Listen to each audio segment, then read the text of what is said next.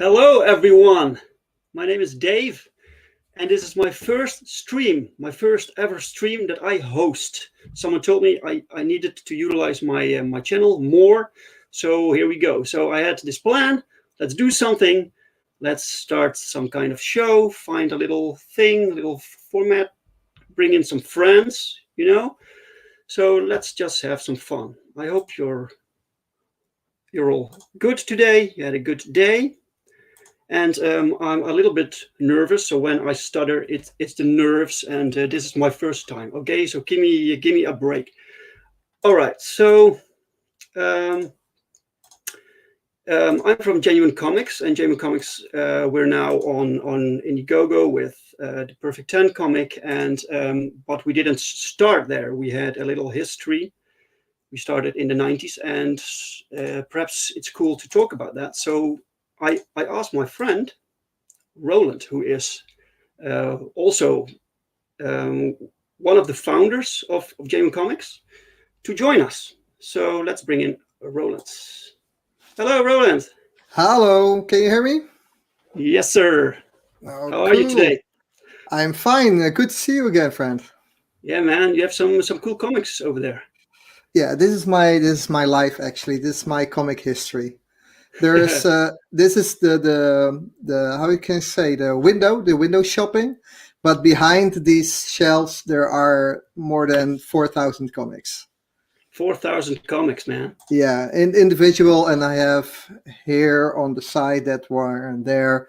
I have the trade paperbacks, but these are the nostalgic history of my comic life. All right, your comic life. So my comic life. Yeah, you had. So I see you especially like Spider-Man. Yeah, I love Spider-Man. It's my the biggest hero I really love. That's true. Okay, cool. Yeah. All right. Okay, cool, man. Thanks for being here. Yeah. Thanks for being here. Yes, you're very welcome. And then we brought in someone else. Some people know him by the name Dark Side Comics. He has his own channel, and we are bringing him in here. So we have a completely Dutch panel. So everything we will be discussing will be in a weird accent and from a Dutch point of view. So here we go. We bring in, hello, Dark Side Comics. Hey, hello. How are you doing? Hi. Great. Hey, thanks for having me. Well, welcome to the, what's the word? Dutch angle, would you say? Because that's the Dutch angle. That will be the name of the show, because we have our particular point of view, and we will be discussing things that aren't necessarily Dutch. So American pop culture, for instance, and a lot of comics we like and we grew up with are from the US. Yeah. So it's fun to make this channel a little bit different from the other channels. We have a particular viewpoint on certain things. A Dutch viewpoint. Yeah. The Dutch angle. The Dutch angle, right? So Roland. Hi. We started in the 90s with Genuine Comics. Genuine Comics. Oh, stop it! You make me feel so old now.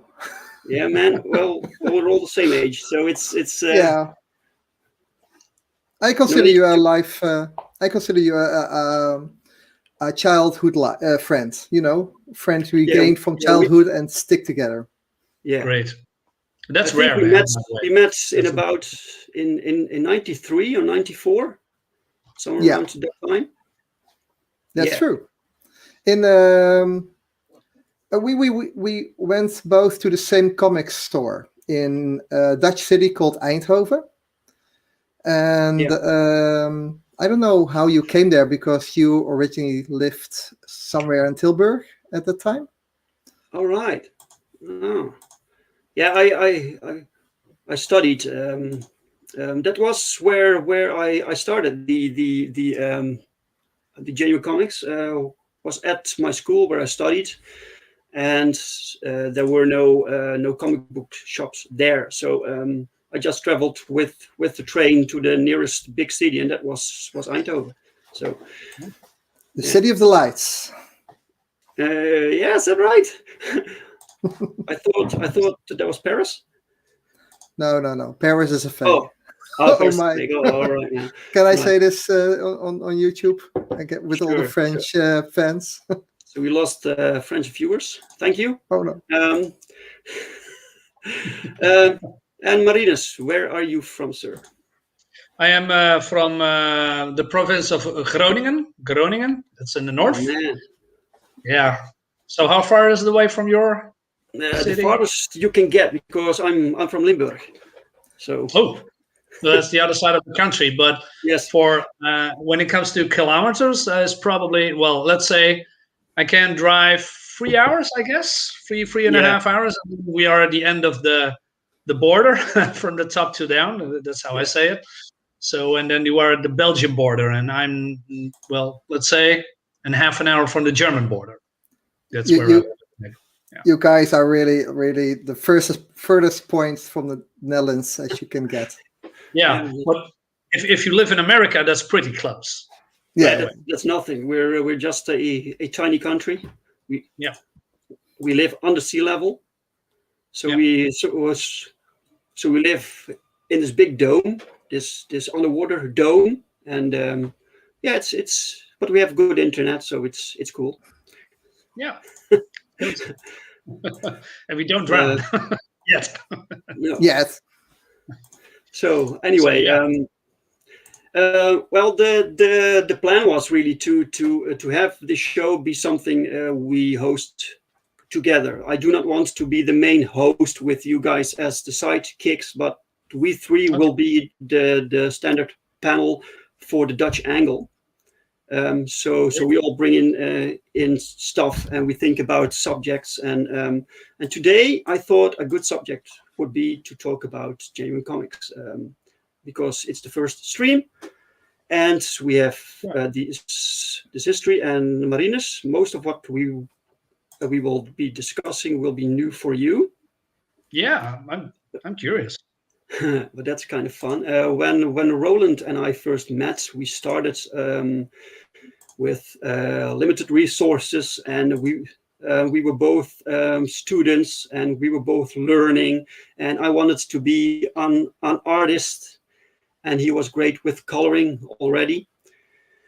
And we produced a few things while we were still studying. So we did a few conventions, and it was all small scale. It was all in Dutch, of course, what we published. And most of it will never see the light of day again, because it's in the past. Some things I can use still, but most of it it's basically the core of where things started, but we've now entered a new era. But it's fun to look back right now with my old buddy Roland. Is it a kind of crisis you're talking about, like a reboot of Genuine Comics or Genuine Comics Universe? Yeah, like DC does. DC have crisis all time. Oh, right, yeah, that's a good one. More a personal crisis, I think. That I thought that crisis in time.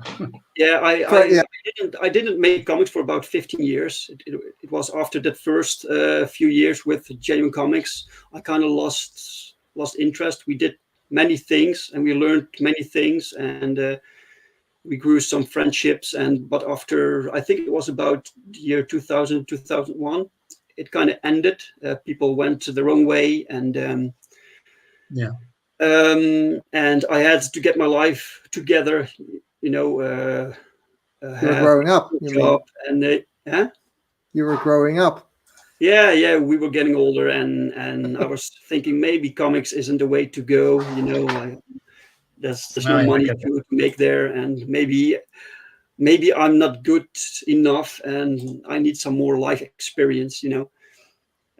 Well, to be honest, we live in a small country, so comics is already worldwide a niche product. In a small country, even smaller.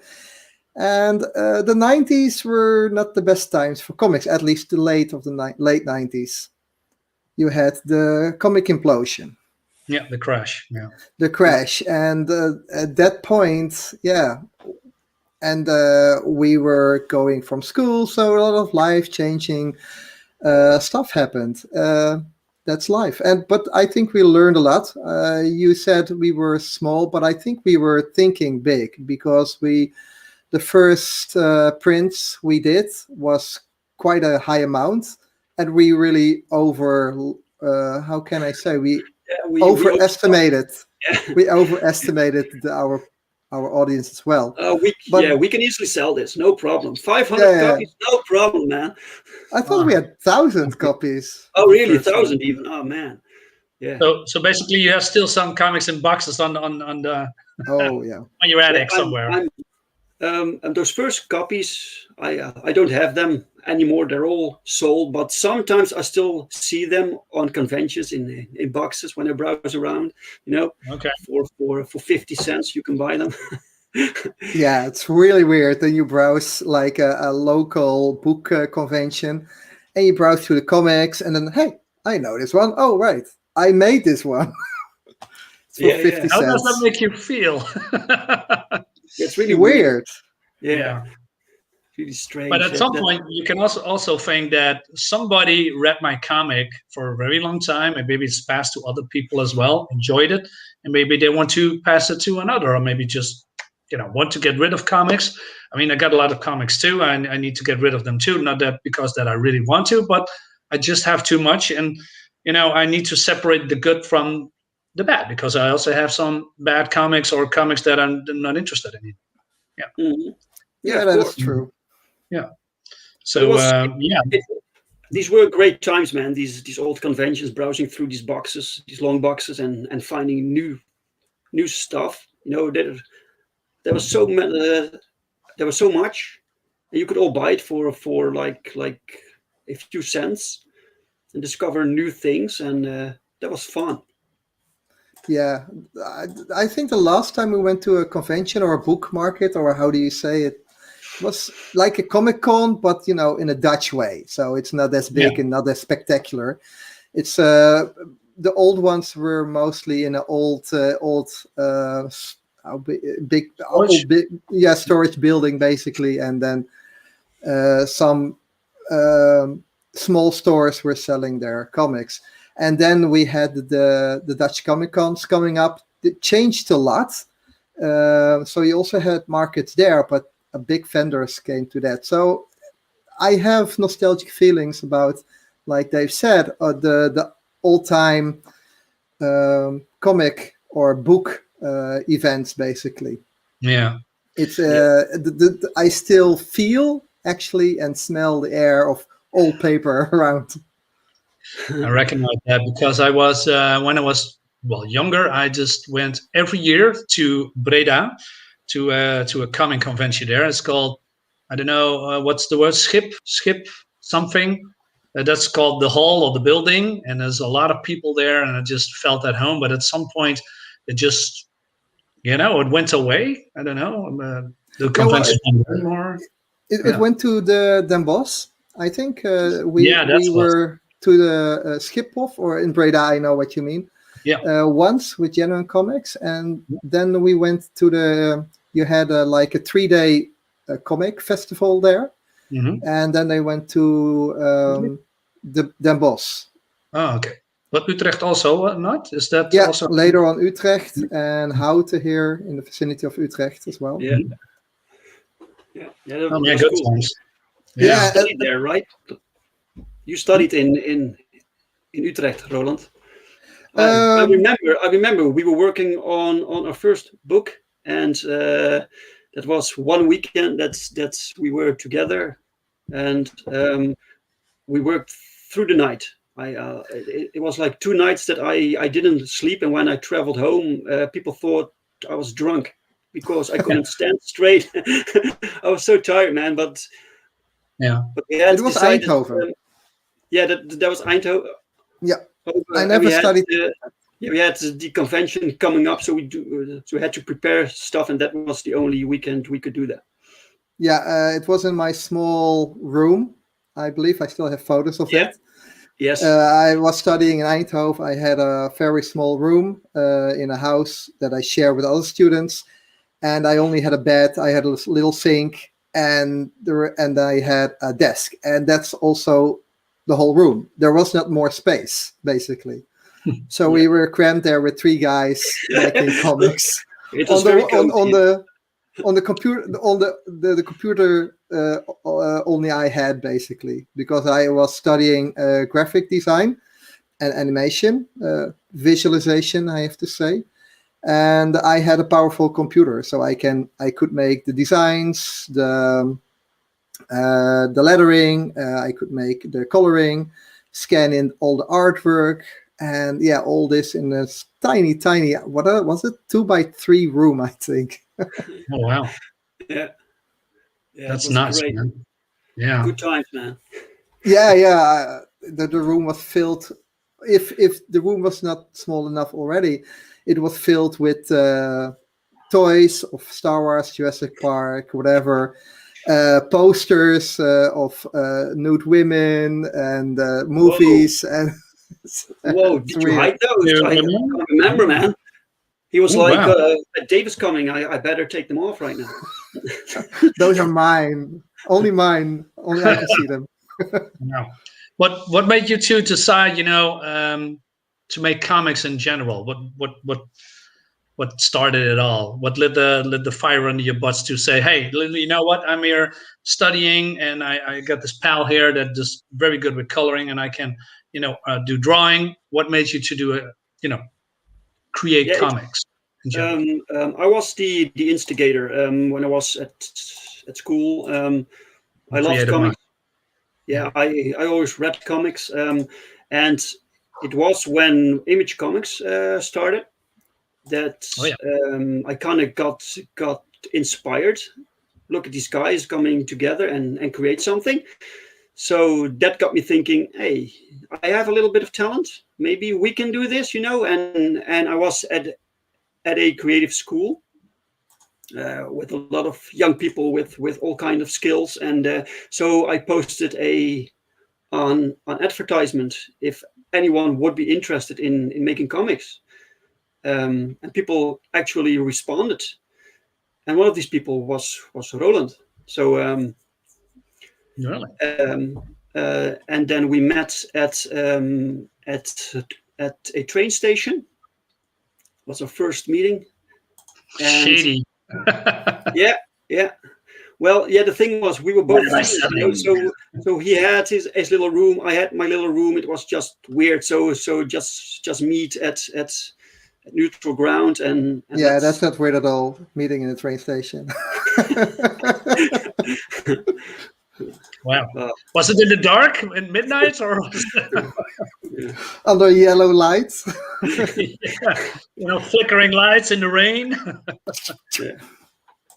Oh, and yet he responded, oh, someone wants to meet me at a train station. Cool, I'll go there. So he asked for it. So he knew what he was getting into. Well, did I? Oh, man. What? I didn't have work to show you, did I? Why did you choose me? You did bring some sort of portfolio. A sort of portfolio. Yeah. Stick figures, right? Stick figure. But it was mostly, I think, pencil art. You did because you were still, you were basically starting out with coloring, digital art. Well, I think I wanted to be an artist. I wanted to draw, but then you saw my draw work and you thought, this guy is bad. But you saw my color work and you thought, oh, I can use a colorist, because I remember you are quite a good penciler yourself. So you needed somebody to color as well. Yeah, I wanted to be an artist initially. But I'm just I didn't. I lacked the discipline to actually put in the work and learn and draw every day and make time for it. And then so I think my skill level plateaued pretty early on because I didn't develop it. And then I had Roland to make my stuff look even better. Oh, this is Thibaut. This is my friend Thibaut. Hi, Thibaut. Hi. Thibaut is very hungry, so he comes to say hi. So. And he thinks, where is my food? Human. So what I was thinking, Roland, is maybe I could put up. I put together the covers of all the books that we did from back then. All right. Until now, you get some sort of timeline. So a history of genuine comics. I think that's this is going to be awkward. It's like going with your new girlfriend, going through your old childhood photos. Yeah, oh, really? This is my ex-girlfriend. Yeah, we're All still right, friends. let's do it. Let's get it on. I'm wondering. All right, man. Okay. Let me get that screen. Share screen. It's this screen right here. Oh, wait. Let me first. I'm already fucking up. 1 sec. Take your time. Here we go. Okay, so share screen, and then we go to the share screen option, and I want to show this one. This is the first thing we made. As the folder, I remember. We had so many ideas, so many characters, and we wanted to put it already out there before somebody else has the similar idea or similar design, and we already wanted to put things out there so we can claim, we beat you, basically. Am I right, Dave? I got a lot of ideas looking at this right now. First of all, so basically Genuine Comics was not something recently started. It was from the 90s. Yeah. I mean, if I look at this, and this was probably your first book. You are, Dave, the artist at this? This is your art? Yeah, with Roland on the colors. I would say, why not make a new comic with the same characters and do a remaster? Something like that. Yeah. With the same cover, with the same pose, but then, modern style with something like a tribute. And That's what I'm thinking. Yeah, I think it's a good idea. I also think that a lot of characters we designed back then still can work today. Sure. I still love these costumes. And now to think of it, just seeing this, just pops in my mind. It kind of has elements that you can see back in Perfect 10 costume. Yeah, exactly. Yeah. You're totally right. Because Perfect 10 is based on the initial idea for this book, for this concept. This book was called Thunder and Lightning, but we kind of never pursued that. So it never went into actual production. So this is basically a little book that gives reviews or previews of stuff that we were planning, but this never evolved into anything. Maybe it's later, good because there's a Thunder and Lightning in DC Comics as well. So yeah, so I thought it was best to totally scrap that idea, but keep the basics, and the basics are now in Perfect 10. Yeah, but then again, we were before DC, right? Our Thunder and Lightning. Yeah. Maybe. Yeah. I honestly do not know if DC had their Thunder and Lightning. Nowadays, when I think of something, I just Google it. Does it exist? But I couldn't. I made a video about Thunder and Lightning on my channel, so it's interesting. all right. Yeah. But Roland, sorry for interrupting. I love your pictures, man. This is really good. Is this one of your first work? It looks really good. I'm impressed. I think it's one of my first work doing this technique. Before I did some drawings for Genuine Comics because we had a lot of artists and they had a colorist and they really wanted to see their art in color.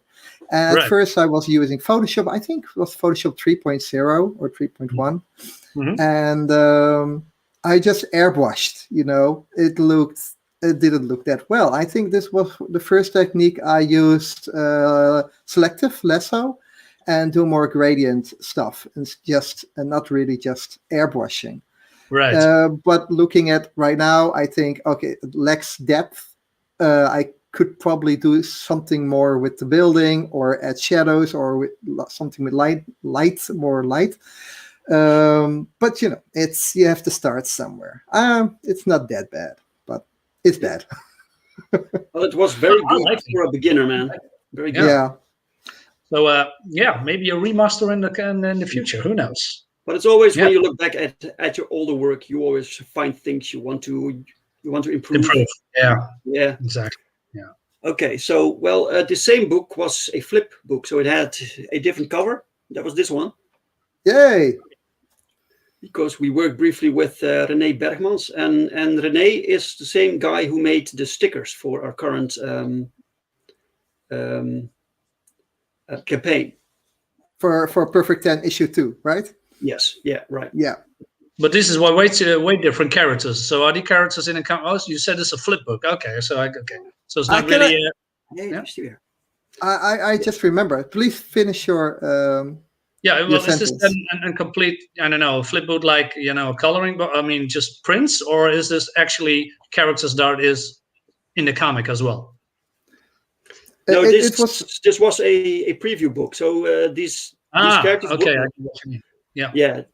These were from projects that we were planning, but a lot of that never matured into anything. Mm-hmm. It was just name dropping and have some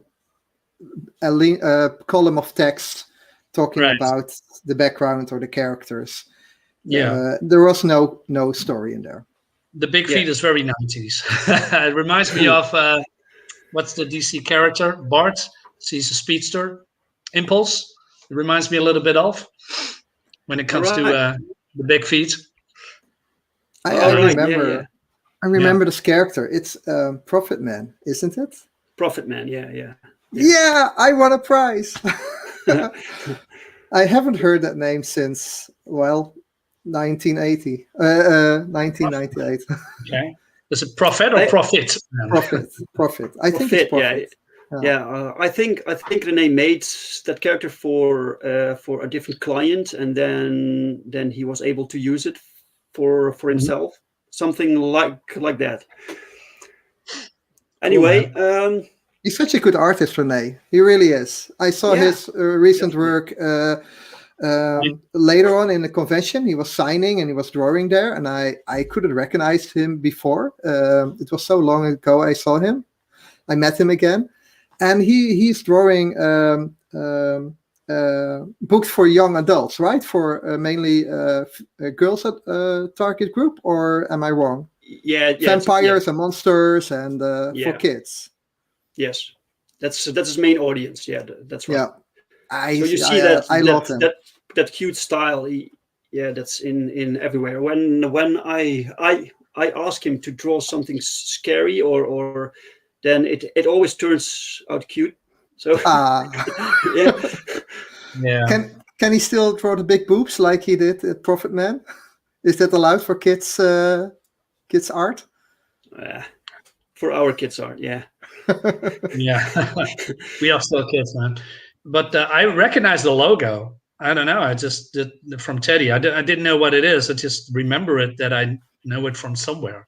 And maybe you've seen it. This was the book that we overstocked, and you can find this sometimes at conventions or at comic book stores. Okay. Yeah. That's so funny. This was drawn by Quince and also colored by our own Roland.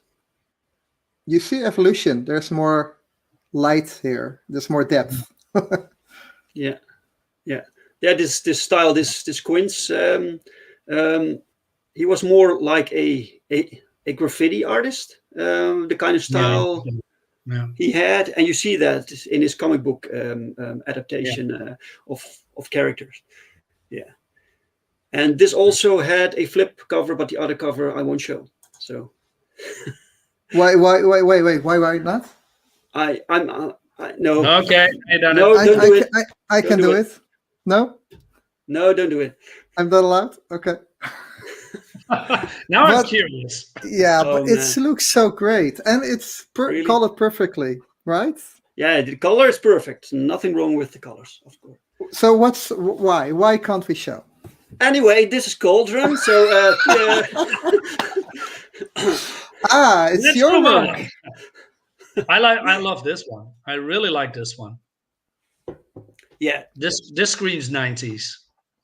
Yeah. this was a anthology book. This is the last book we actually made before we called it quits, and Okay. this was a larger format than the other books. Yeah. Because and of costs, right? Cutting Sorry? it smaller was costing more. Why was it bigger? I can't remember, but we did it on A4 format, if I remember correctly. It was so But, weird. It didn't fit my comics. Yeah, yeah, it was totally strange. Yeah, I don't know why we decided that. It had to be a money issue, I think. Anyway, this was a anthology book, so we had shorter stories. You see down below, you see a few titles. Yeah. And these are short stories that were actually made. So these comics exist, and they were printed in this book, and the inside was all black and white. I love it. Yeah. Yeah. So cool. So yeah, it's a cool art style. Yeah, it's a very cool art style. Absolutely. Okay, and that was around the time after this one. We did, I think, one or two conventions, and then we called it quits. The group basically fell apart. Everyone did his own thing, and I lost interest in making comics, and I didn't make comics up until 2015. What brought you back? Well, I still had the desire to make comics somehow. I still had all these ideas. Yeah. Love. Yeah. And I finally had the resources to do something. And I was getting into animal rights activism around that time, and I began to wonder, what if an animal rights activist got superpowers? What would he do with them? And that started a new idea, and I just thought, how about I just make this? I had this new audience of animal rights activists, and I wanted to make a comic for them too. So, so the concept of Earthling was born, and I brought that to Kickstarter to help me finance the book, and that was this. Okay. And yeah, so Earthling was brand new. It wasn't based on any concept that I had from the 90s, but it was still the same universe, because I had so many cool characters, and the idea of creating this large universe. I was brought up with Marvel, DC. You know, everything's connected. So I wanted to keep that in place. And so this was my first, the first time I introduced the genuine universe to a global audience. Yeah. So I did the art for this, and Jeremy Scott Browning did the colors, and I think Roland also had his own version, color version. Yeah, I think it's an art book, right? Oh, right. Yeah, right. The art book. There's an art book later, and his version is in there. Yeah. So 2015, man, time flies. Oh yeah, tell me all about it. Okay, and then I had the sequel. This looks good. Yeah, is this your artwork? This is not this is not the sequel. This is still issue 1, but different. Yeah, a few years ago, I was approached by a publisher who wanted to publish my books, and so I had different covers made, so people could see, hey, this is published by them, and this is published by me. Yeah. So this cover is only, I think, 3 years old. drawn by Jim, and I worked with Jim. By then, he was the regular penciler on the Earthling series, because when we reprinted issue 2 for this new publisher, we already had 4 issues finished of this series. So then came the art book actually came along with the first time Earthling was published. I had so much art made, and I had this printed also. Love the logo, by the way. It's very I don't know, it gives me 2000 AD heavy metal vibes when it comes to fonts. Yeah. Well, looks cool, man. Yeah. It's a long-haired dude. Probably he's very good with headbanging. Yeah. Yeah, and the cover is made by Isaac Bell. This was his first commission work. He did part of the first comic, the sequential art. That was his first ever sequential art. And now he has his own book called Metal Shade, which is a big success for him. Oh, yeah, I know that. He's now on Kickstarter, right? Yes. Yeah, it looks good. But his, in my opinion, his campaign is, in my opinion, a little bit messy, because when I scroll through the campaign and then it goes on and on and on with stretch goals and perks, and Jesus Christ, I have no idea which one I should get. But looks fantastic, by the way. He's a very cool artist. I follow him as well. Yeah. So it's cool that I can tell people that he started with my books. Yeah, man. you keep the bragging rights. Yes. Issue 2. We had 2 covers made for issue 2. For some reason, I thought it would be cool to make one cover for the American market, which is this one. I put books on a website called Indie Planet, and people can order there. It's kind of a store, and when you order a book, it will be printed for you. So it's printed on demand. So I made this cover for that, and this was the European cover. Oh, cool. Which I think is really cool. I love this cover. It's drawn by Bian Flores and colored by Jesse Hagee.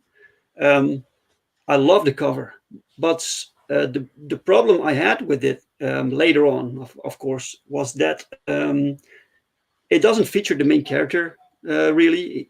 He is there. He is here. You see, but it should have been a different cover, or this should have been a pin-up. Right. So then came issue 3. Of course. This looks good, man. Yeah. It was around this time, because with Earthling I basically started as a writer, and this was the first comic I look back at with the idea that I got better here as a writer. Right. I found my stride. Yeah. And with issue 4, this is the cover that was published under the from the publisher. This is in my opinion the best issue of the Earthling series so far. Anyway, we also brought in another creator called Jeremy Scott Browning, and he had his own characters. One of them was Ajax, and so Ajax got his own book created by Jeremy himself. Jeremy himself did the story and the artwork. And so I tried to integrate his characters into the genuine universe. And the first time you actually see that is in my next publication called Dream Girl Sleeper Agent. And this is the first time. This was around the time that I stepped away from the publisher because it didn't work out. So I thought I have to to rebrand. So I made this new design for the cover layout. Mm-hmm. And in this comic, I brought in Jeremy's character Ajax to, so readers get the idea that it all belongs together.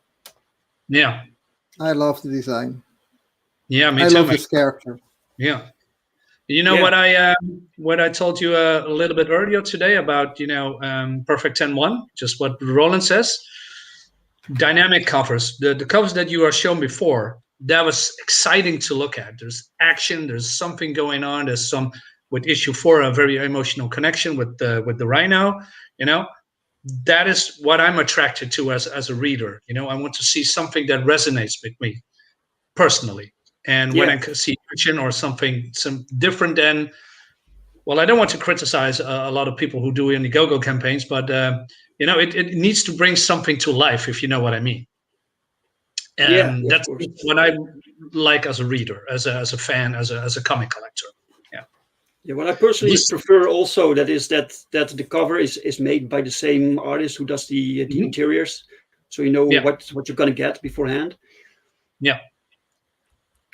Like you don't have this awesome cover and then you buy the book and you flip through it and it's completely different style. That's what Marvel is doing and a lot of other companies. Yeah, I know. Yeah, there was a trend in the early 2000s, basically what did that, right?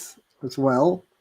I remember a lot of Spider-Man comics drawn by John Romita Jr. Mm-hmm. And Scott Campbell, for example, drew the covers.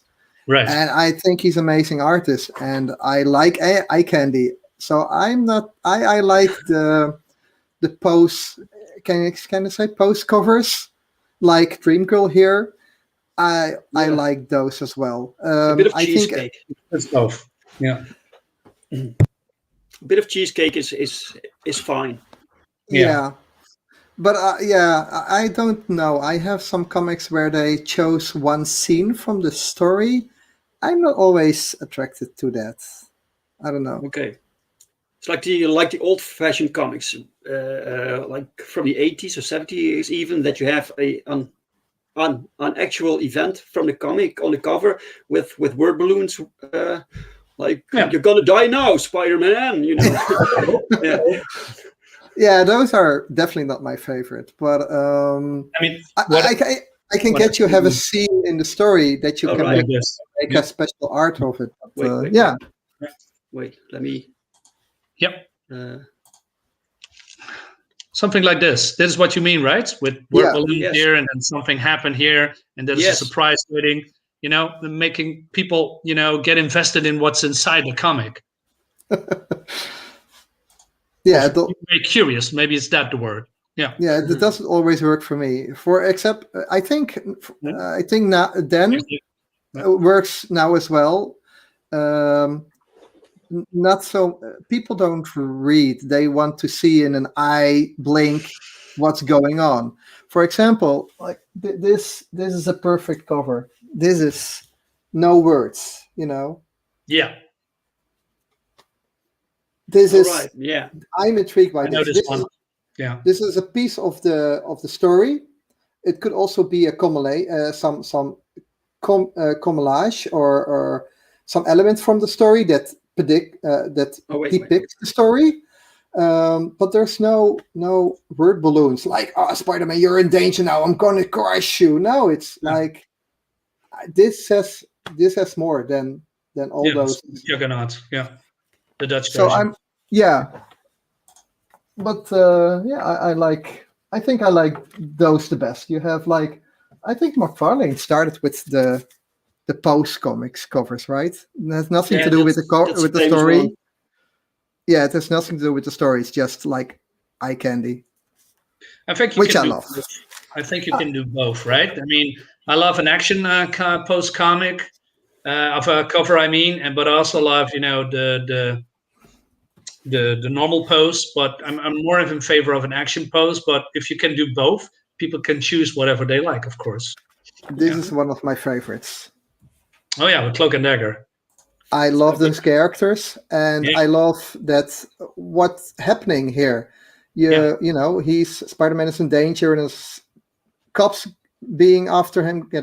He has two superpowered characters after him. There is no wording, no text. And this is a very cool art. It also is already storytelling in one page. Yeah, but it's also the composition, of course, and then you see the cloak and dagger letters perfectly. It says everything that you want to need about those characters in one page. Exactly. I think that's more creative than what Todd McFarlane did.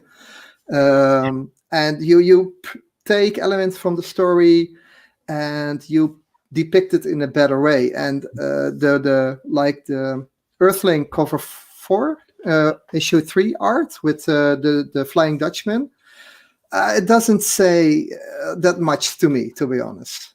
It could be as well. Also, but that was an example of actually putting a scene from the book on the cover. Yeah. Can you show that to me? Which one you mean? Is that when he flows, through the wall? This one? Yeah. No, that's one. Yeah. Oh yeah. Okay. I get that. I like the colors, by the way. I love the shininess of the. That's very cool. But I know what you mean. I see what you. Issue 4, for example, that gives so much more storytelling. This one. Yeah. This one I like really, really, really. And much. I think issue 3 is on par with issue 2 in cover wise. All right. I don't know. I just I like this as well. Yeah. Yeah, I like this one too. I basically wanted to show people what they could expect. So basically, the main hero is fighting some creature made of garbage, and you see these new heroes. This is the first time they ever appeared. So it's meant to get the reader curious about them. Who are these new characters, and who is this new threat? And I think we manage with this cover. It's very difficult to find the right cover. It's I must say I like this one. I mean, there's a lot of, like I said, it's action packed. You know what? There's something's going on that people want to read. That is true. Yeah. I like the composition. I like the Dutch angle. Name drop. Plug it here. But you can see that there is progress in the covers too. So slowly we are getting better to a level that's more professional and more evolved. So and then after Dream Girl, of course, it was time for Perfect 10, and that was a smash. Yeah, that was the first time I did a campaign on Indiegogo. I moved away from Kickstarter because I didn't like the policies there, and I quit at the publisher, and I wanted a fresh start. So I had rebranded the entire look of JMO Comics, and I wanted to start on a new platform, basically, and it was when I had enough money saved to actually hire Paul Rodrigues to do the artwork, and I wanted to have the best project. And like I said, the basic concept for Thunder and Lightning from back in the 90s was still there, and I completely rewrote that, and and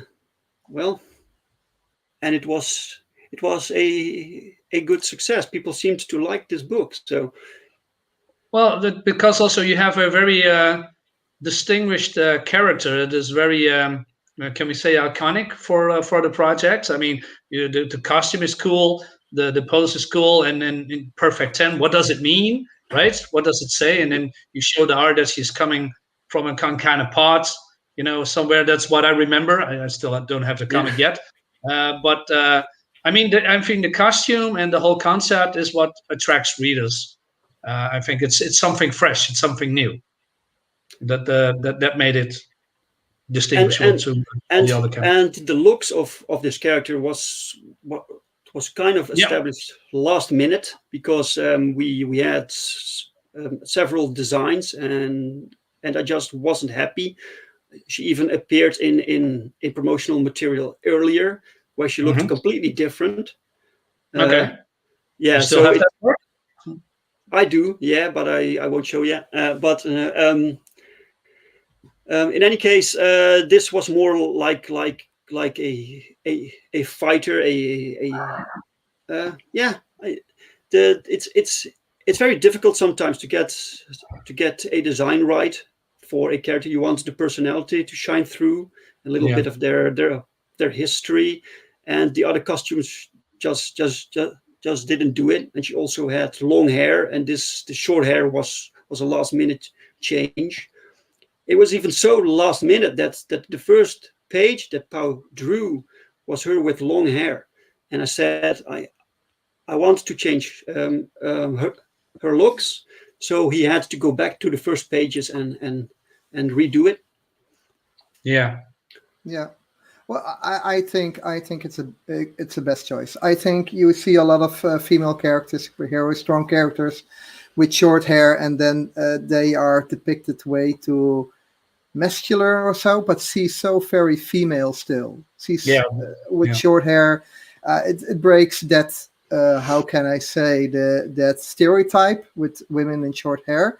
And I think this is a very attractive young woman with short hair and very strong as well. Yeah, she's definitely not a damsel in distress. She's on par with the Ripley from Alien character. And a cool tidbit about this cover is that it was colored by you, Roland. That's true. I almost forgot it. Yeah. Looks good, man. Yeah. It's really good. Because Daniel, the interior colorist, he was working on the pencil work to color those, and we needed the cover earlier for promotional purposes. So I thought it would be cool to bring back Roland for something small. And well, I'm very honored to be the colorist of the first issue. Yeah, man. This is the first thing people see basically when they open the book. Yeah. And it's the first issue, so I'm very grateful and honored that I had this chance to color. Yeah. By the way, when this issue is sold out, then and I have to do a reprinting, a second printing, then I will probably have a new cover. So it's not a variant; it's just a new cover for a new print run. Yeah, sure. I think that's the best. You have a new possibility or opportunity to print again. Yeah, you just make another cover. I like diversity. Yeah, definitely. I hope you're gonna make that new cover soon, and then people will probably like it. Yeah, this is fun. Perfect. This is so the ending of the first issue was kind of open. I made it that way because I had no idea how people would respond to the book, if it was a success or not. So if the campaign would fail, then that would be just one issue. But gladly it blew me away, the results, and the reviews came in and people loved it, and I was like, all right, I have to make a sequel. So that's out now. So this is our most current book right now. It's completely finished, it's completely colored. We only need to letter the last 8 pages, and then it's done, and it's now on Indiegogo. And along with Beckett, it's a great story. Click the link in the description. Yeah, I haven't read issue 2 because I don't want to have spoilers while it's not done yet. But I loved issue 1. The only drawback of issue 1 is it was way too fast. I read it within 5 or 10 minutes. Yeah. But the good thing is it's a story. You want to keep reading. You take the book again. You read again. And the artwork is amazing. It's so refreshing, and I like the lines. And like I said, I like coloring for the guy as well. And it's amazing. It's a proud thing in my comic history cabinet. Oh, nice. Man. I think. Yeah. Sorry. I think Go that. ahead, man. I think that shorter comics is also a perfect way to show what people can do, and instead of make 50, 60, 70 pages in one comic for a complete story, which is of course for a lot of people preferable, but if you want shorter snacks, if that's what you will, with 28 or 32 or maybe 40 pages, I think if you make a kick-ass story and some nice art and that people like, then people will always come back to the next issue, like a monthly comic, but then in crowdfunding. Instead, that you cannot do a monthly comic, that's impossible. Yeah. In crowdfunding. But yeah, this is great, man. Congrats with your great success. Well, thanks. Yeah. And the cover is this time is more dynamic than the first one. The first one's basically like pretty static, right? Yeah. Yeah. And then we have this one. Yeah, how this came to be? Well, I mean, just to wake up and said, "Hey, let's make another comic and throw it in there." Is this a super powered group that's called Power Trip, or what is it? Oh, well. Spoilers. Okay. No, that's like I have too many concepts, too many ideas, and get that. And someone this is an anthology book. So there are 3 shorter stories, and the middle one is from a character called Man Devil, and he's from someone else, and he wrote the script a few years ago actually, and we had that one made, but that book was laying on the shelves, that story, and I couldn't publish it anywhere. It wasn't the right time. I didn't have the money, and then I thought, how about we make more shorter stories and combine them? So that's how this came to be. It's, for instance, the first story is Auxilium. That's a team book about a group of superheroes who do cleanup missions, and they didn't require their own book, at least not yet. Maybe sometime, but for now it's really cool to see the concepts come to life in an actual story. And it was written by Johan Lavelle, which is someone who we also who also was part of our core group back in the 90s. And American Bliss was also meant to be a short story, just to introduce the character and the concept, and then have her appear in other titles, until some other creator called Michael Oden saw her, and he told me I wanted to write a series for her, and he gave me a synopsis for a story. And it was awesome. So that's what we're going to do. But first, you will appear in this book by Paul Roderick. So the same artist who does Perfect 10 is drawing this story. We're still working on that one. Cool, man. So during the campaign, this book will be finished too. So eventually, American Bliss will get her own book, maybe in the Genuine Universe. Yeah. A possibility. Yes, cool. That's the plan. Yeah. So we're working towards that now. Michael Oden already finished the first issue in script. Cool. So we're looking for the artist now. And then my last edition was because there are no conventions, so I can't sell prints.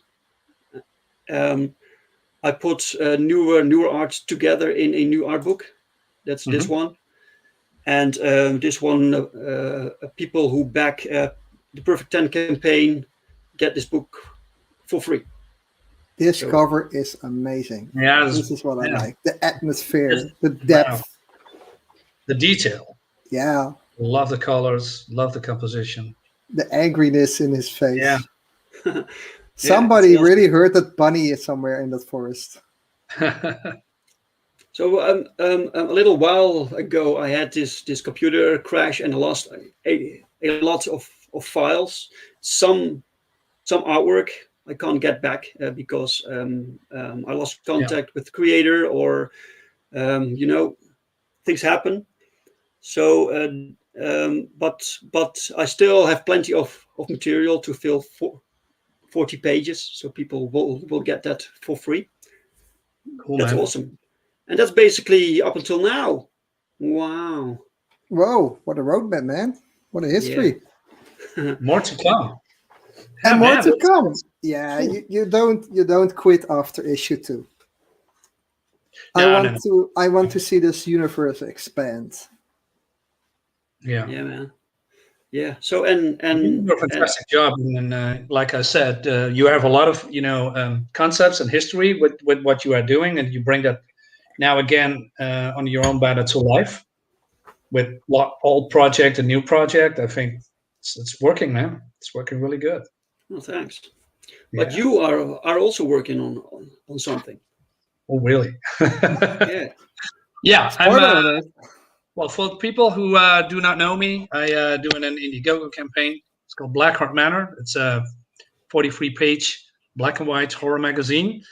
And we are fully funded. We are nearing completion. There's some delays, unfortunately, because COVID. The artist is also moving now, so it costs a little bit of time, and he's working on other projects as well. But the books will come. It's going to be fantastic. It's also a bigger book. It's more like, let me show you what I mean. Yeah, I'm curious. So probably a lot of people know who this is, right? Maybe you can show it. Yeah. Yeah. So this is the magazine style. It's black and white with stories, different stories. But we are doing one story, so there's not an anthology. The quality is way different. It's more thicker. The pages are thicker. But like I said, this is not a floppy. It's big. It's something like this. And well, although we don't have a Frank Frazetta cover, unfortunately, but it's going to be a mega style. Like I said, a very big book, and I think people will love it. It's about 3 firefighters. And one of the firefighters has lost a daughter, or he thinks he lost her. And then he figures out that she is some kind of in a mansion here. And there's also a cult, the cult of the Black Sunrise. And they are, let's say, feeding people to some kind of a creature. And the firefighters don't know that. So they're going to investigate, because they got the house from the city to do exercises, so they are going to inspect it, and then, well, the things in the house started to change. There are mirrors, there are paintings starting to move, and people are disappearing from the group. And this is not the final art, by the way. The final art has some grayscales and shading, etc. In it, and they're gonna, take on an eldritch horror, if you will. Cool. Yeah. I like the premise. Yeah, I really thanks. like it. Yeah. And the art as well. Yeah, this is made by G.L. Giles. He also worked for Marvel, and he did a lot of project, and I am very lucky to get him on board.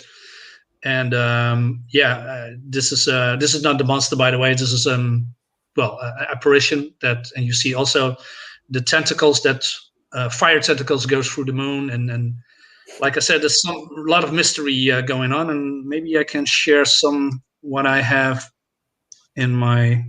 Let me double check. Maybe I can. I love this last panel, man. It's very simple. But I think the whole page with the strong contrast. Yeah, cool, man. Yeah, can you? I want to share the screen a little bit. Then I'm going to show a difference. So let's see. Here we go. And I'm going to see if I can share the screen. Share it. There we go. Share. And my battery is dying again. Just give me a second. Wait a minute. Got to put it on there. So put the plug in it. So okay, here we go. double click, share. Oh, stop screen. Yep. Can you see this? Yes, sir.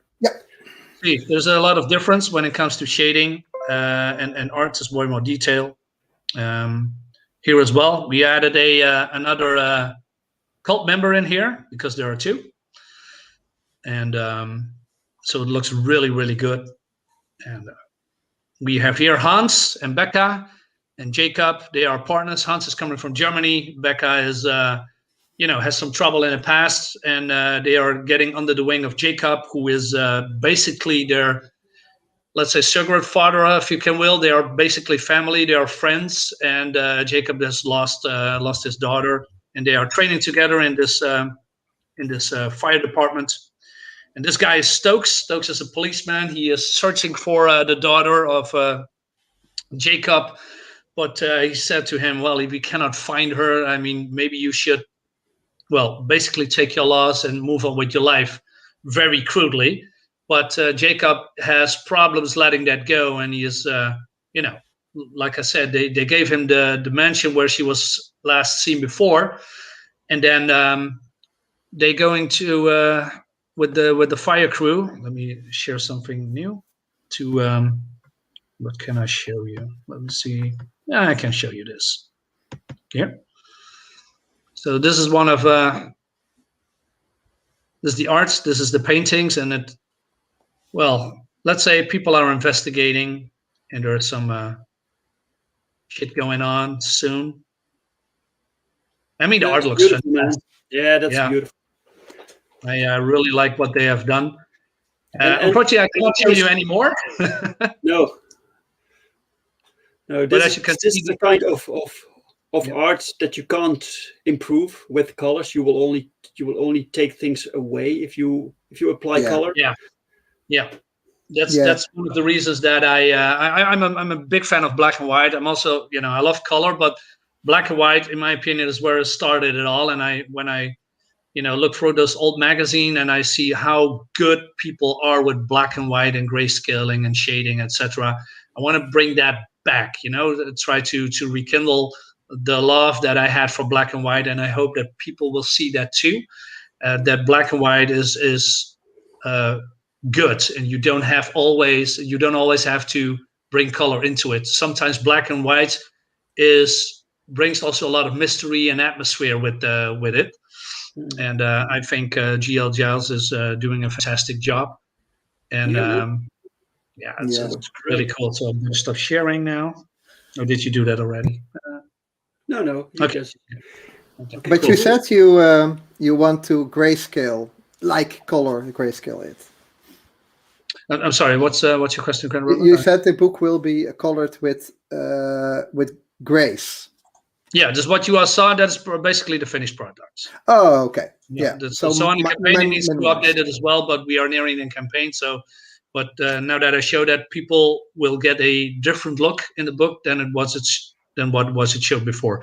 This is just black and white, so we added some grayscaling in it to enhance the effects and give it more atmosphere. And so you already have this page in grayscale, right?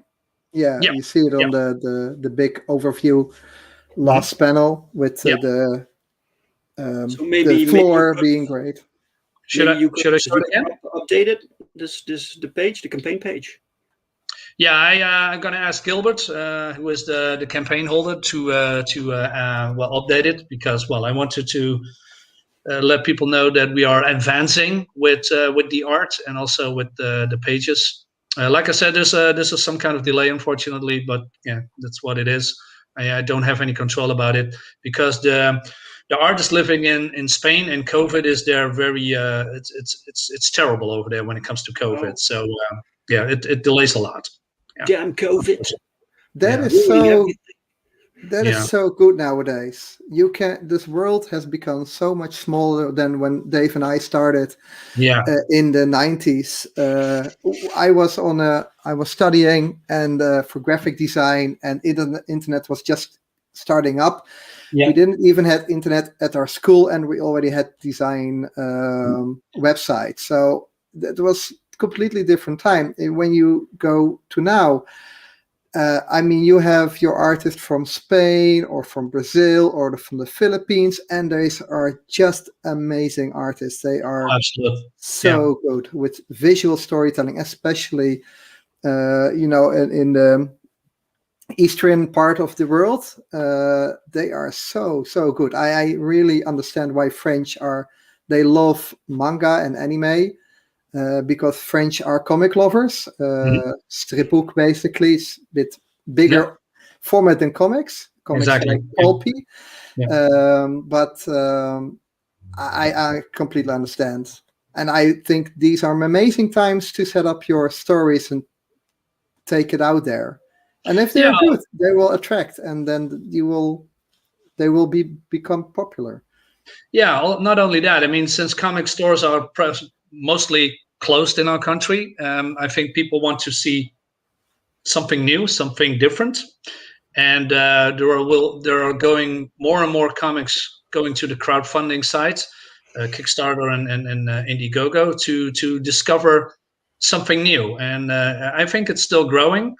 And since the big two, Marvel and DC, is on a decline. Let's be honest. The comic industry is basically down the drain. They are just putting out, in my opinion, not very good comics when it comes to writing and art. And we have here on the indie scene a lot of people that rival or even go beyond what Marvel and DC is producing. Of course, there are top artists and creators at DC and Marvel as well, but you don't see them anymore. From the, let's say, 50 books Marvel put out, well, years ago, it was probably, I don't know, 70, 80% good and 20% okay or bad. Now it's reverse. There's a lot of, comics that is from those companies that is, it's just bad. It's just bad. I agree. I haven't bought a Marvel comic since a long time, to be honest.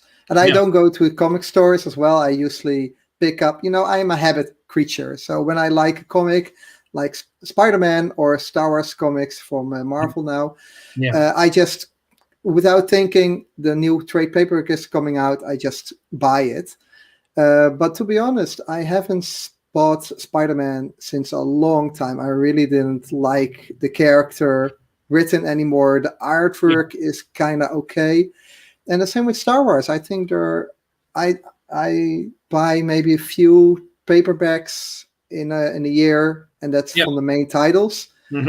But the writing, I don't know, and the art is not always. I think the artists do their best, but they also on a tight budget and schedule. Yeah, well, not only that, the problem is, and this is how I see it. There, Marvel and DC. Well, DC still has it, and I think, but Marvel has some kind of a house style. You have John Buscema. You have going back very far, Jack Kirby. You had Sal Buscema. You have what's the word? John Romita is John Romita. And except for a few, they are all gone, and they are basically has some kind of similar style. But now they are bringing in a lot of how do I say this kindly? Tumblr artists. And listen, I don't want to knock on their door saying that they're bad, but they do not belong in Marvel. I mean, because I think when I think of Marvel comics, I think of high level, standard, top of the line art. Same with DC. And now I think that other companies like Dynamite, like Image Comics, Dark Horse Comics, Boom Studios, IDW, they are producing very, very, very good comics nowadays. Yeah, I think it's funny to say that, because I see it. You have these Marvel Universe movies now. You love them or you hate them. I really like them. I think they're consistent. They're good writing, very good designs, storytelling as well. And I really like the Marvel movies. And you see the comic side being, like you said, drawn and written by subpar people. Yeah. If they are new, okay. If they still need to evolve themselves, develop themselves, okay. But you expect more from a company from Marvel. Let the new up and coming artists do some smaller books, and then back like 20 years ago, you had it reverse. You had very good quality comics and stories from Marvel and from DC, but the movies and the series were rubbish. If you look at the old Fantastic Four movie or the Captain America movie when it was produced then, or even the Spider-Man series. Mm-hmm. I'm also not that fan of the Lou Ferrigno Hulk series, but maybe I angry a lot of people now. I love that, but mostly don't make because them angry. No, but I like the story. I like the drama. I always liked Marvel. I was always a Marvel zombie, as they say. I thought it was a saying, right? Marvel zombie, because they were settled in real life. You had like New York City, no made up cities, no metropolis. And the characters were real. They had problems. And real problems you all struggle with. I mean, you're moving, you don't have money, and things like that. And I like that. And I really get the DC version as well, that the superheroes from DC are more seen as gods or superstars. And I also like that premise. And that, for me, distinguished those universes. But the way Marvel's going now, like Peter Parker, up till a few years ago, he was a big owner of his own company. He made a lot of money, had success. I thought, this is not my Peter Parker anymore.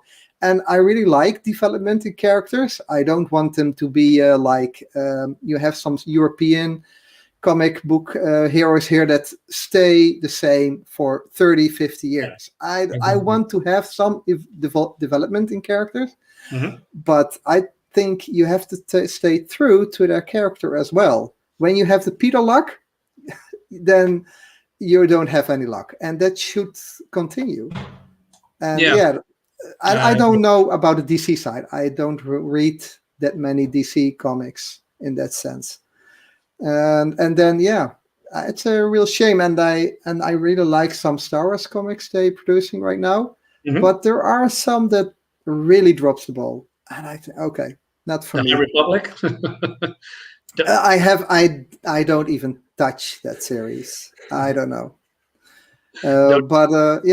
It takes away your enjoyment of the franchises you loved for years and years. I loved watching Doctor Who. I really loved, but somehow the last season actually, I don't know. It wasn't. The writing was bad. The acting was okay-ish. It was still kind of weird and awkward and crunchy at times. But that's Doctor Who. It's it's part of the deal. But not this series anymore.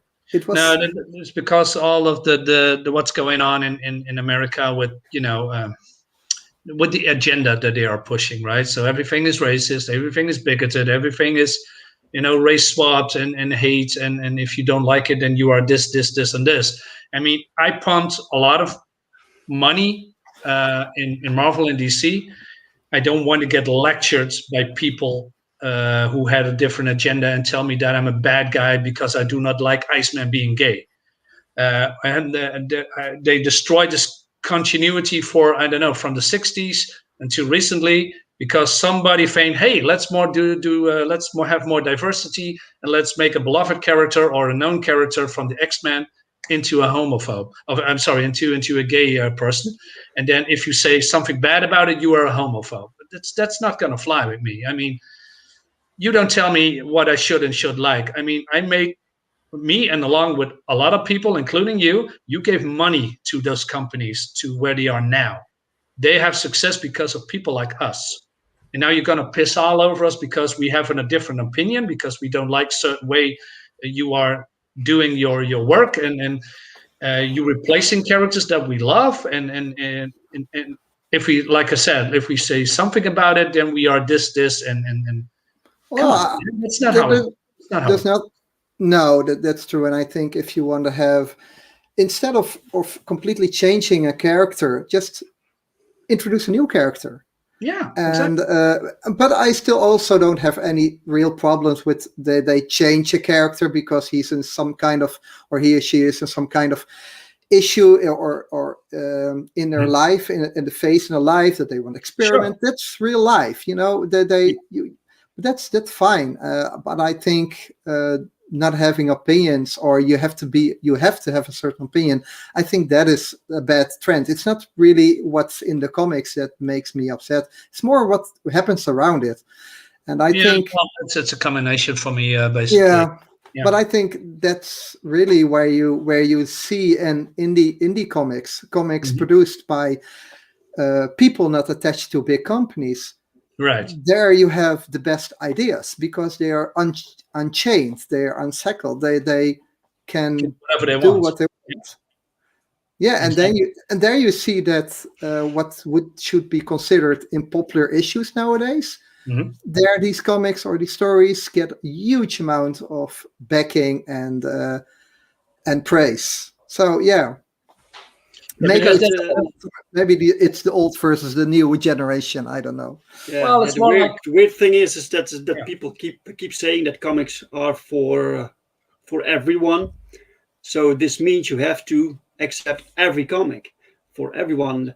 There's not one comic that everyone likes that doesn't exist. It's the variety, and but for Marvel, DC, so like mainstream comics, there is no variety. You have these specific boundaries that you have to work within, and if you go without, then you're this and you're that. And in indie comics, you can do whatever you want. So everyone who is actually creative goes the indie route eventually. Yeah. But Marvel wasn't like this. You had X-Men, you had the Avengers, you had Spider-Man, you had Moon Knight. Those were very separate comics for each different audience story. Or I was not really a fan of the X-Men. I never could imagine in their problems, in the life. I talked to some people and they love it because they know what it is to be an outsider, Right, so for every people there's a thing to like and to love or not to like, and that's fine, and just enjoy that, but don't change like my Spider-Man I love into an X-Men, because he's not, It seems a lot that they changed the characters also. I mean, characters that I love has some kind of personality change somehow. I mean, that person didn't act before like years ago, and then suddenly it's completely a new character. It seems that the writers who are now coming into Marvel or staying into Marvel for the last 5 years have absolutely no clue what the history of that character is, and they changed him because they think, well, it's something that I would like, so I'm implementing my personality in it. And we see it with to come back a little bit to Iceman, because Iceman was, when he turned gay, he was not normal gay, he was super gay, he was flamboyant. He talks about he is a superhero, so of course he's super gay. Yeah. Well, that's. I mean, you have people dressing up in very skin tight clothes, so they're already out there. You got me there. Yeah, okay, you got me there. But I think that's always. I think during all the times from the 80s, 70s, 80s, 90s, the characters change due to a changing of teams, which is fine. I mean, but you always have core values within the characters. Iceman was never, flamboyant. He was more like a, creep. He likes women a lot. And then I don't know. Yeah, it's just. Well, the thing is, they don't change characters because it's necessary, but because it's story driven. It's not story driven. Exactly, because they can. If you look at this new Invincible animated series, I love Invincible. I love the comics. One of the best comics ever. And for really good. Yeah, for some reason they took out the character Amber and put in a different character, completely different character, different personality, different look, everything different, but she's also called Amber. So we have to accept it's the same character, and it's only because they can, not because it's necessary. Yes. Does it matter? It's not necessary, Well, I have not read the Invincible comic, and I saw that my Prime has it. So I really want to watch the series, because you always talk with such love to Invincible. So let me get back at you guys, see what I think after watching the series, and because I have not read the comics, so there's a difference as well. If you watch Can I enjoy the series it? without knowledge of the comics, it's probably a different issue. Then you don't. So don't have that's.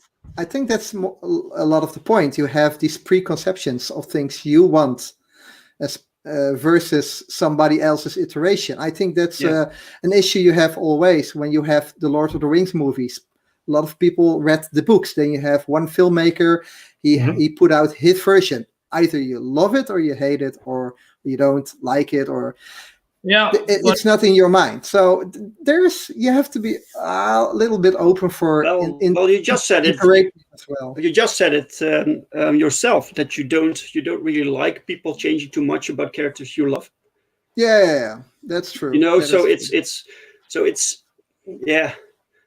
I think completely changing is something else than like making your own iteration of something. Yeah, that's something different. Yeah, go ahead, Dave. No, that's something different. Making your own interpretation. Yeah. I'm not always a fan of that either, because then you get the dark versions, and eventually you drift too far away from what the character essentially is. Exactly. But nowadays they basically just replace characters, and somehow they want you to not notice, or. Yeah, that's an issue. I mean, the Picard series, I love the Next Generation, and I'm watching with my kid the whole series again because he likes it as well. And then I saw the new Picard series, and I thought, that's not the Picard I know from the Next Generation. Okay, I can understand there's maybe 20 years apart from when we last saw the Next Generation until now, so a lot of things happened.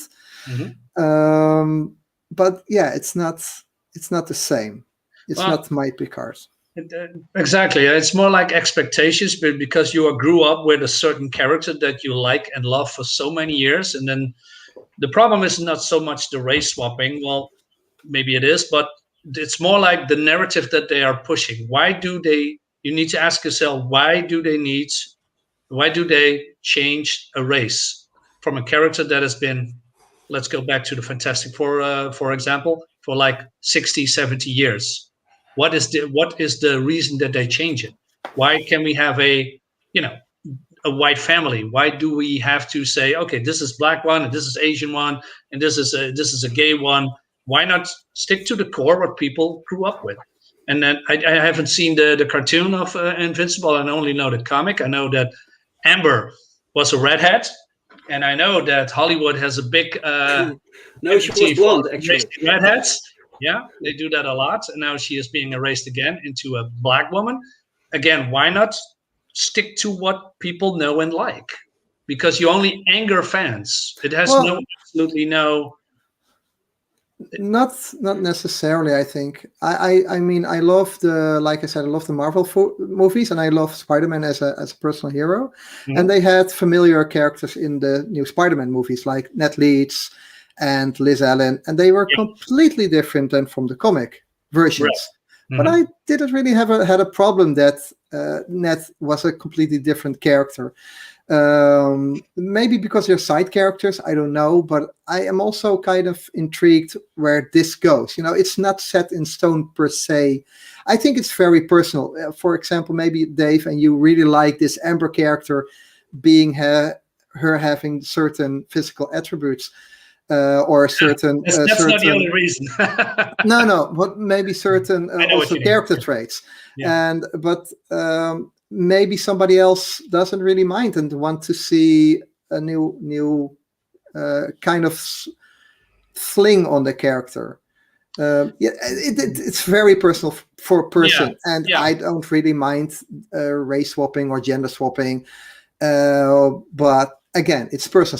Some people really don't like it. Some people say, it's okay. Let's see where this takes us. And maybe it's good for the storytelling in that format. And if you change a character in some sense, because the format of the storytelling, television series version, a comic series, is different. Yeah, just why don't we change a bit more? Because at that point, it doesn't really matter if he's what the color of the skin is, you know. No, it's not much of it that I have a problem with skin. I just more like I love continuity. I love, maybe I'm a purist on something. Maybe I just, have love for comics or for a certain color so much that if I envision Superman, then in my mind, I have Superman that I know and love for many, many years by Jerry Conway, Evan Rice, and other artists that drew him. He has a certain look, and in my mind, Superman looks like that. If they change him into a gay black man, that's not Superman for me, because that's how I envision him. It's not that. To be honest, if Superman has a white hair, he's not Superman for me. Yeah, he has a chin, he has certain physical attributes, and that's Superman. And it doesn't matter. In this sense, I completely agree. He can't depends even it depends on the character for you. So they can't touch Superman, but other characters they can just swap for any other character. Well, it's just personal. You have certain more connected with certain characters you like than other characters, but that is completely different for somebody else. I agree with Marinus about the Superman. I think don't change him. Just don't even change his hair color. But some other characters like, I don't mind. I also like to see what happens, but mostly about character traits. If they change character traits, I'm more intrigued than changing just physical appearance, unless it has a connection with the character trait. Yeah, but then it has to connect. Yeah, I think the problem is we're talking about characters, and characters means that you have a definition. You have something that's created that has a set of rules, and if you can change the rules, then it's not a character anymore, but it's an empty vessel that any writer can change up in any way they want, and the reader can't complain. It is what it is. I agree. I think they fucked up Luke Skywalker. Well, that's a good example. That's a good example. Yeah, but that's something you like, right? That's something you personally grew up with, and you got emotionally attached to. But other franchises, you say it's I have no problem with that. But the same goes for other franchises that other people like. Just keep the essence, and if you want to add stuff, that's perfectly fine, but add stuff, be creative. Do not change things when it's not necessary. Anyway, that's these are topics that is going around, and I think if you just stick to the core of the characters and just represent them as they were in the comics, nobody would complain. Nobody said, oh wait, we need to change the Fantastic Four and all black people. Nobody, because all these people who like Fantastic Four know who Fantastic Four is. They know who they look like. They know who Superman is. They know who Spider-Man is. They know who Mary Jane is. She's a redhead. No, she's not anymore. But that's, stick to it. People won't complain, and then add new characters. Bring in Luke Cage, bring in Black Panther, bring in the Falcon. Well, they're doing that now, but there's a lot of other diverse characters from, let's say, the Marvel Universe, like the White Tiger. The White Tiger was, I believe, a Spanish guy who got killed, and then I think a relative or a sister took over and took up the mantle as the White Tiger. And there is also Tarantula, who's, I believe, the villain, also Spanish. I mean, bring all those people in and introduce them to us. And then we have a lot of diversity, because there's a lot of, black, gay, like North Star, from Alpha. Oh yeah, he was gay already in the 80s. Yeah, and nobody had a problem with it. No. But it's also because it's not pushed. He is it, and that's it. You just accept. No, I never met somebody that comes up to me and say, I am this and this, I'm gay. No. They just introduce their name, and then you get to know them, and then you later find out he's gay, and then it's fine, and you continue seeing each other, talking to each other. It's not forced. And now you see it forced. It's not part of the character anymore. It's part of a message or something. And I think it's a short way. It's a cop-out. They have a popular character, and they want to change it to put forth a message or something. Instead of developing a whole new character, introducing it takes time to get this character beloved. And then, like Miles Morales, I love that character. And it's not Peter Parker that they changed. It's a new Spider-Man. And he had to grow. He had to really grow slowly until he get this level of popularity. Exactly. And that's the way to go. But you need to have the long take, the long breath. And that's how you make characters like Luke Cage popular. They had history. People get used to loving these characters. If I take Luke Cage and I like gender or race swap him, like, I don't know, it wouldn't be the same character anymore because you haven't grown with the character. And everybody the new generation grown with Miles Morales, and that's why he's popular. And for instance, I'm sorry, just finish your sentence. Sorry. No, that's it. It's not Peter Parker, and it shouldn't be. Peter Parker is a totally different character, and you could never swap or gender or race swap Peter Parker because it's also not part of his background. And Miles Morales has a completely different background, which suits his character. I got a comic that I really love. Let me see if I can get it real quickly. Here it is. So, for instance, I see. Maybe you can make it a little bit bigger, Dave, if you want. Oh, sure.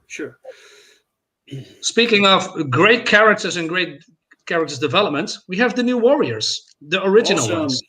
Yes. Listen, Night Thrasher. We have Rage, and we have forgot her name, Shade. I'm forgetting her name.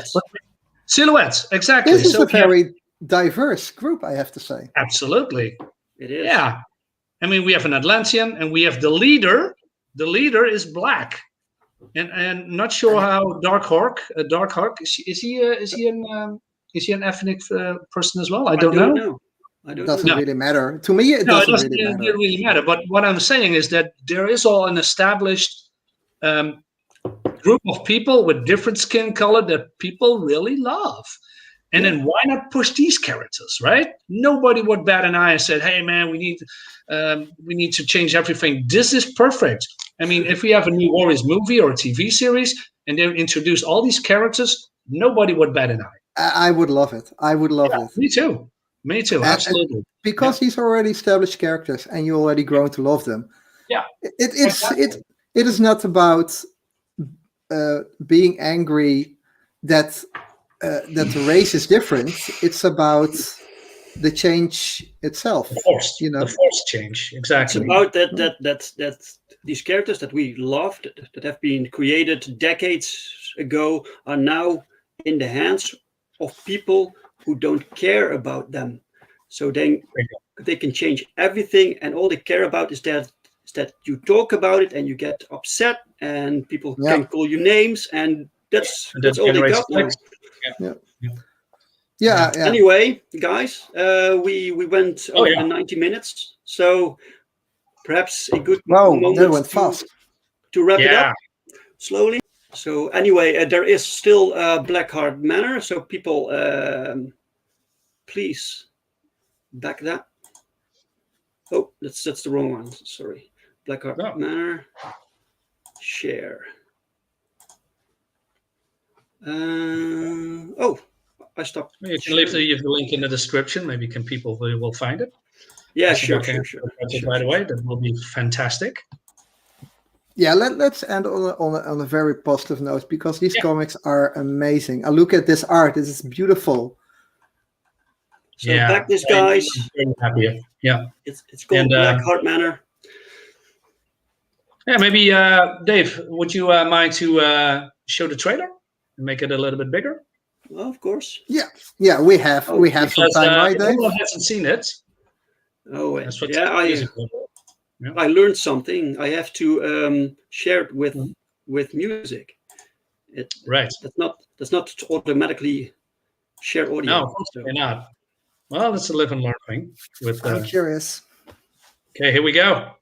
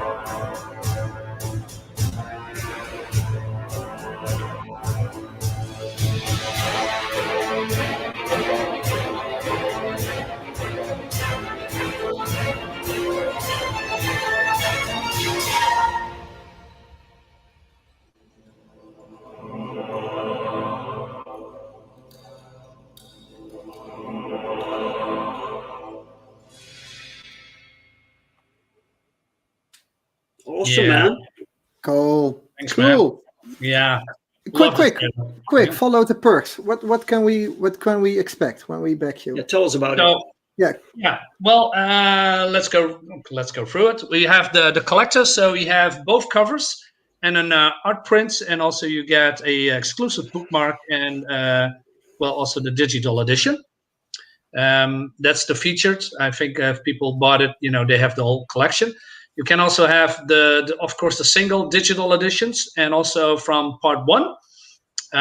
It's not connected. It's more like a shared universe. So, if you can, I think it's also a little bit cheap. For $15, that's a good deal. Yeah, exactly. So, if you are short on pennies, I think for the digital pack for 1 and 2, I think that's a great deal, and you don't have to pay shipping costs. How many pages are we talking? Well, the first one is 30, and the second one was the Blackhart Manor. Is going to be 43 pages. Wow. Okay. So that's a lot of pages. Having a digital version also doesn't has shipping costs, right? Exactly. It's totally free. Zero free dollars. And then we have also the books that the physical perks, and also digital. And this the second cover, by the way, represents a painting. And painting is a very big, theme in the comic. So I'm not going to talk about it, of course, but you'll find out very soon. So that's cool. Yeah. So this is the second cover, the Virgin. So it means that it has no big logo on it because it's standing below like a painting. So there will be no big letters on it. Beautiful art. Yes, beautiful art. Yeah, I love that one. It's really cool. So then we have the Call of the Void APAC. Well, it's the physical versions from 1 and 2. And it's all from the same artist. Or did you have some guest artists? No. GL just did everything. Yeah. Okay, cool. Yeah. Then we have the Virgin cover and the first volume. All right. Yeah. And then we have a print. The extra print. Yeah. Yeah. And then we for $150 you have a bigger print. If you can click on it a little bit, then you can see the measurements. Let me see. A3. Yeah. An A3 sketch. Wow. That's big. Yeah.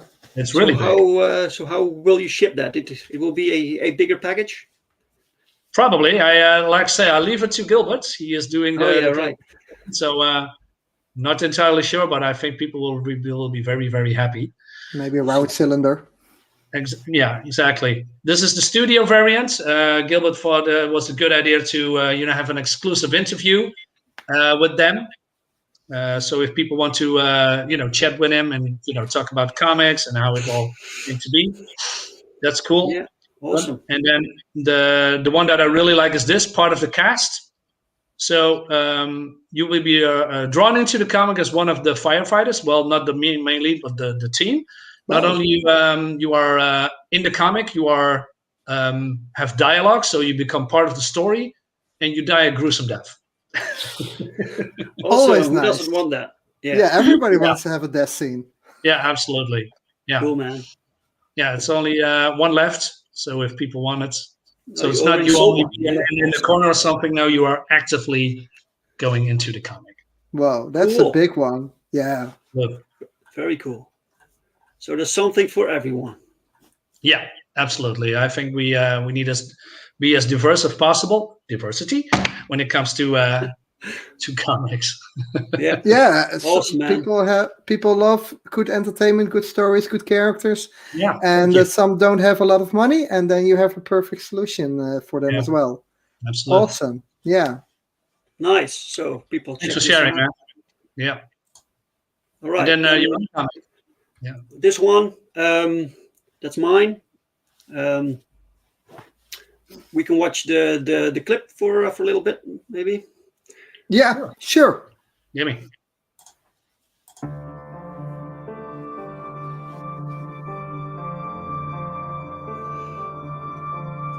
The Perfection Program. That's what they call it. It gave me life, but it also caused death. I never asked for any of this. Running from superpowered murderers who want revenge. Revenge for something I did? Something I can't remember. But I won't run. I refuse. I don't want to be controlled anymore. This world needs more heroes than villains. That's more important than anything, isn't it?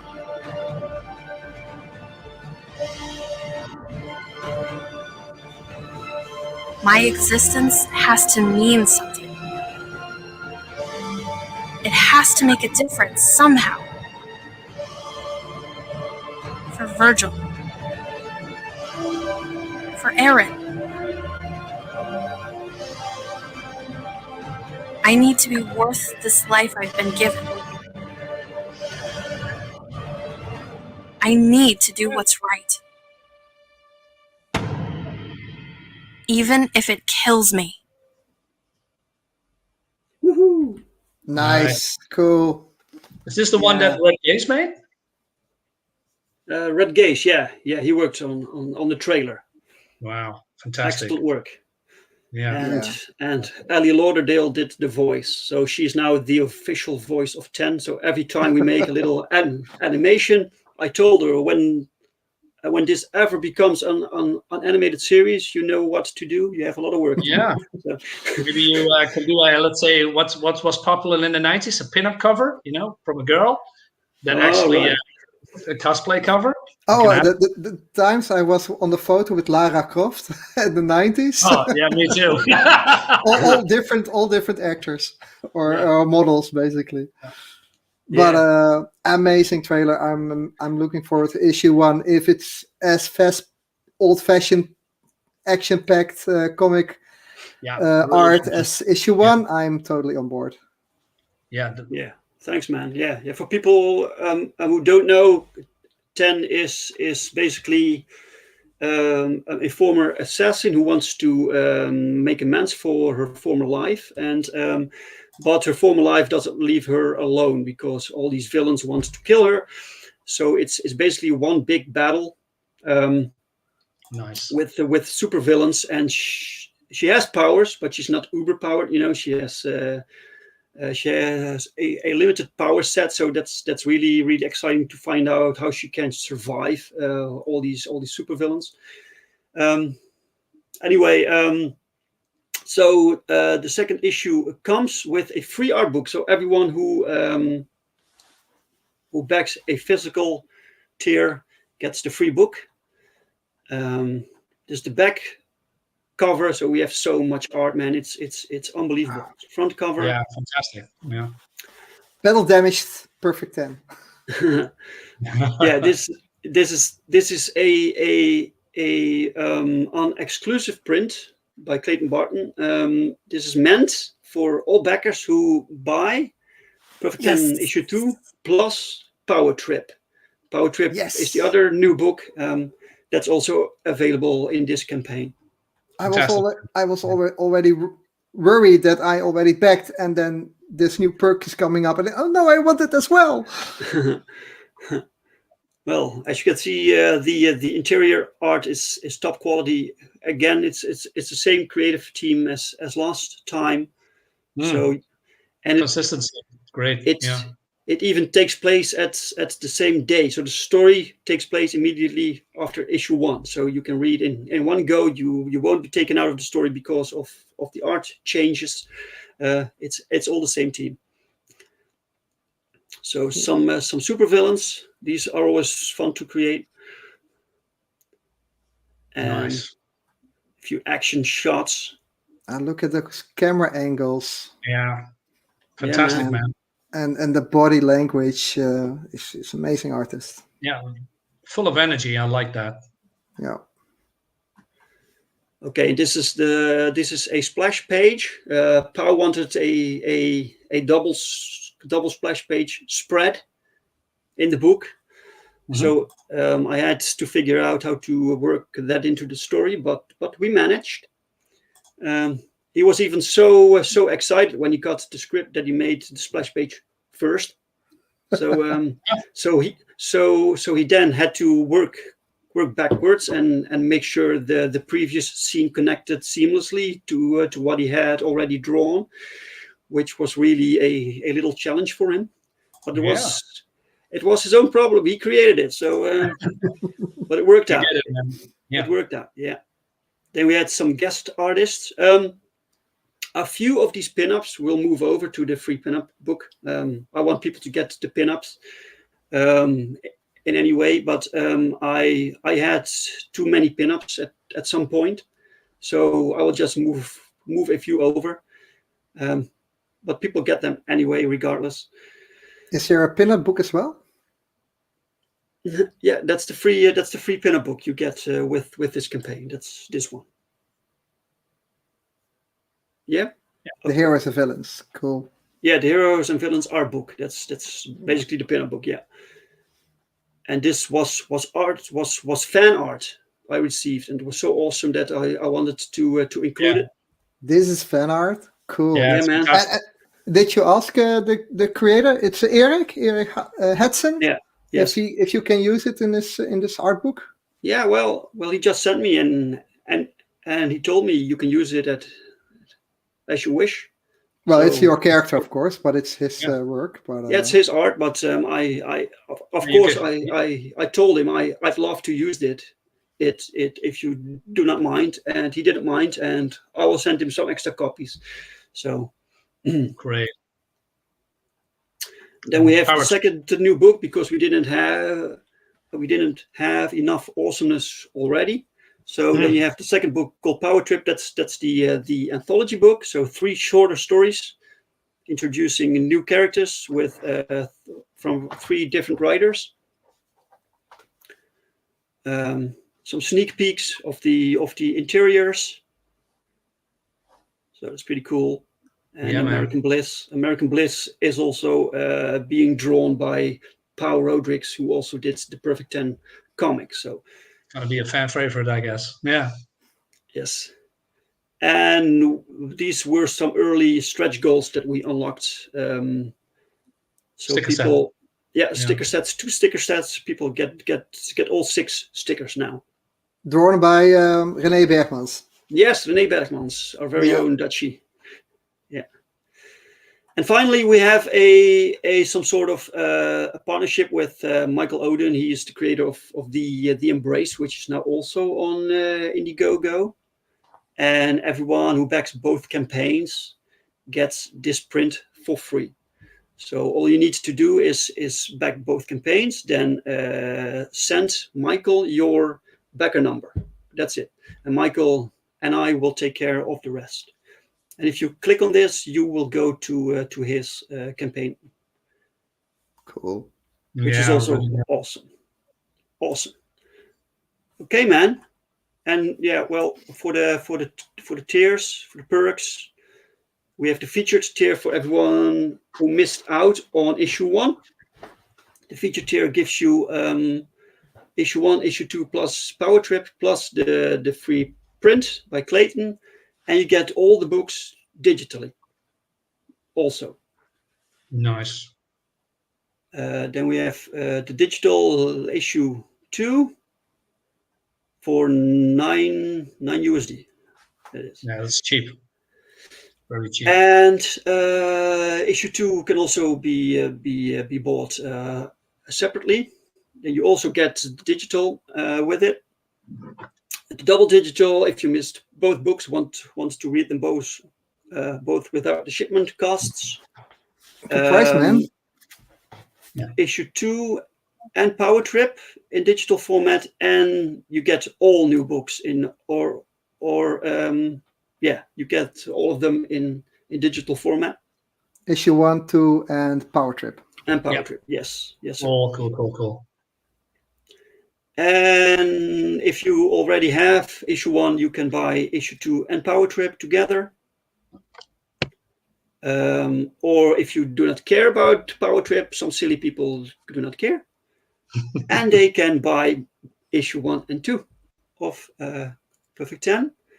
Or if you want the entire catalog of JMO Comics so far, since 2015, you get this perk, the Give Me Everything perk, which is 9 books, which recently was extended to 10 books because you also get the new art book. That's a steal. Yeah. Jeez. And I will sign the book for you. The new Perfect 10 book I will sign for you. And Pau does sketches, personal sketches. If you want your own character sketched by Pau, or you want a mainstream character or something else, then this is the perk for you. And we have left the spread page, the double page spread. It is still available in original form. So Pau will send you original artwork. This will mean that if you back this one, you get 2 shipments. You get one from me. I'll send out the signed comics, and Pau will send out the original art. And the rest is sold. So already? Wow. That's a lot, man. That's a lot, man. Cool. It's always a long story. Fantastic. And you know what? We have still 28 days left, so people can still buy it. Yes, great. Of course. So, fantastic. Anyway, Roland, can people find you somewhere if people want to check you on social media? Do you have your own site or? Not much. I'm working on my social media as an artist. I think it's most difficult for me also to choose the art what I want to put on there. But I have a portfolio website. Just Google my name, Roland Lamers, on Google, and you'll find it pretty easy. I'm not the hovenier. I'm the artist. Right. You have another company with your name. Probably right. My name is pretty unique, so you wouldn't have that much difficulty finding my name. I'm an artist, a freelance artist, and I'm an illustrator and animator. I don't have a project you can fund or back or crowd fund, so I'm just working for different people and companies, and I love movies, games, comics, and entertainment, and I love to help comics creators with their work as well by illustrating, painting, or coloring their artwork for art artists. So people can hire you if they need someone to color stuff or design stuff. They can find you. Like I want to do the A-Team intro. If you have a need of hiring somebody, you can call me. It's not on top of my mind now, but yeah, exactly. Okay, man. Okay. Cool, And man. Marinus, where can people find you? Well, you can find me on Twitter. I have a Twitter account called Darksiders Comics, like here below. I have also a YouTube channel with the same name. I'm reviewing comics, old and new, mostly old, but also new. I do unboxing videos, I do streams, and sometimes I do a movie stream. And I talk to people a lot on there as well. So yeah, check it out and give me a like and subscribe to my channel. I will have to undust my Twitter account again. Apparently. Yeah, man, you need to have a Twitter account, man. Share your man. work. I have multiple. I have multiple Twitter accounts. I have one that I review toys, and I have one artist one, and I never use it. So probably have to undust it again to keep track of you as well. Let's give you a couple of more subscribers. Yeah. Let's do it. Join the dark side, man. And I thought I left the dark side. I'm on Twitter too, at Genuine Comics, and I'm also on Instagram under the same name, and people can find my Facebook page, which is also called Genuine Comics. So that's basically it for today, guys. We went over 2 hours, so that was man, time flies. Jesus. Yeah, let's do it again. I want to do it again. Let's try this again, guys. So thank you so much for doing this with me. I was really nervous, but we did okay. Yeah. Subscribe to his channel, like the video, share the video. All right. See you next time. I forgot that. Thank you. The Backtrack Project, the Perfect 10, back my project, Blackhart Manor. Follow him. Hire me. And thank you for watching the Dutch Angle, and we'll see you next time. Well, that's your cue, Dave. Yeah, bye-bye, guys. Bye-bye. Thanks for watching. Bye. Next time. Bye.